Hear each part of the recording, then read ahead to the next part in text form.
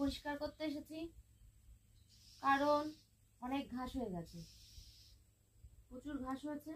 আর এখানে আগে না আমি পালং শাকের বীজ দিয়েছিলাম, মানে বসিয়েছিলাম, কিন্তু বৃষ্টির জন্য সব ভিজে গেছে।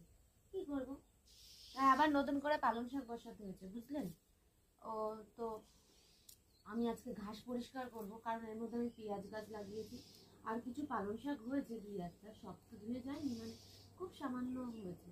তো সেইটাই, প্রচুর ঘাস হয়েছে, তো সেটাই আমি একটু পরিষ্কার করব। বাগান করা মানে চাষ করা আমার ভীষণ কাজ, মানে ভীষণ কষ্ট। সারাক্ষণ এদের ভালো না বাসলেই, এই যে এদের ভালোবাসছি না, দেখুন অবস্থা, রোগা টুমটুম হয়ে রয়েছে। মানে সব কিছুরই ভালোবাসার অভাব হলেই মানে সবাই তাদের রূপ দেখিয়ে দেয়। টমেটো গাছ আছে, পর কাঁচা টমেটো খেতে হবে। কিন্তু এটা কিন্তু টমেটো গাছ হলেও এটা কিন্তু আমরা যেই টমেটোটা খাই সেই টমেটোটা নয়, এটা হচ্ছে জংলি টমেটো।